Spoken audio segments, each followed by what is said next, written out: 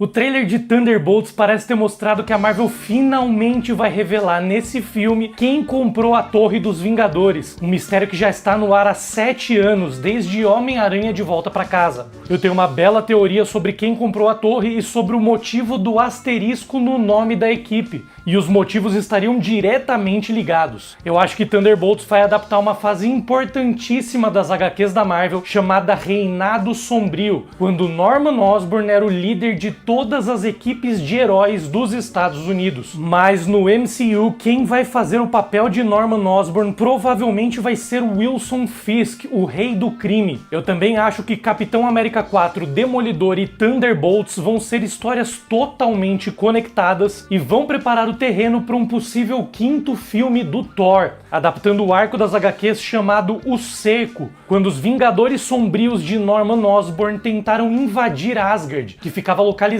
na Terra na época. E claro, eu vou explicar tudo isso em detalhes ao longo desse vídeo. Então bora lá, dessa vez eu acho importante começar pela formação da equipe dos Thunderbolts no filme. Primeiro vamos falar da Yelena Belova, que é a irmã de Natasha Romanoff. Ela apareceu no filme solo da Viúva Negra e foi recrutada pela Contessa Valentina Allegra de La Fontaine para caçar Clint Barton a pedido do Rei do Crime. Depois ela apareceu na série do Gavião Arqueiro tentando concluir essa missão. E claro, Alexei Shostakov, o Guardião Vermelho, é como se fosse o pai da Natasha e da Yelena. É o agente soviético que criou elas, que também apareceu no filme solo da Viúva Negra. Outra personagem que é membro da equipe e também vem daquele filme é Antonia Dreykov, a antagonista de Viúva Negra, que é uma adaptação do Treinador, personagem das HQs da Marvel. O grupo dos Thunderbolts também vai ter o Agente Americano como membro, aquele personagem que apareceu na série Falcão e o Soldado Invernal e chegou até a ser o Capitão América por um breve momento. Isso até ele perder o cargo depois de matar uma pessoa em público a sangue frio, usando o próprio escudo de Steve Rogers. Ele também foi recrutado para a equipe pela Val. E lembrando que ele também tomou o soro do super soldado. Na série ele tinha até feito uma versão do escudo do Capitão América para ele, mas no trailer de Thunderbolts esse escudo aparece completamente desbotado. Isso provavelmente é para simular o visual do escudo dele nas HQs, que é preto e vermelho. Fantasma é Ava Starr, a antagonista de Homem-Formiga 2, que ganhou poderes depois de um acidente envolvendo experimentos que o pai dela estava fazendo. Ava estava com problemas para controlar os próprios poderes e estava sendo tratada por Bill Foster. No fim do filme, Scott Lang e a família de Hank Pym prometeram que iam ajudar a Fantasma. Aquela cena pós-créditos que o Scott fica preso no reino quântico era justamente eles tentando ajudar ela. O Scott estava indo atrás de partículas que poderiam resolver o problema da Fantasma, mas aí rolou o estalo do Thanos. O Scott foi parar 5 anos no futuro e o resto da família desapareceu. Ou seja, prometeram ajudar ela e não conseguiram cumprir. Eu não duvido que ela tenha algum rancor, alguma raiva relacionada ao que aconteceu. Talvez isso seja explorado de certa forma no filme dos Thunderbolts. O Buck eu acho que eu não preciso explicar, né? Todo mundo conhece bem. É o melhor amigo do Capitão América, matou os pais de Tony Stark, vilão de Capitão América Soldado Invernal, viveu um tempo em Wakanda para se recuperar da lavagem cerebral feita pela Hydra, aquela história toda. Provavelmente o Soldado Invernal vai ser recrutado para dar mais credibilidade ao grupo, já que ele é o único dessa equipe que ajudou os Vingadores na batalha contra Thanos em Guerra Infinita e Ultimato. Por fim, tem um personagem chamado Bob que também aparece no trailer. Esse é Robert Reynolds, o Sentinela, um dos personagens mais poderosos do universo Marvel.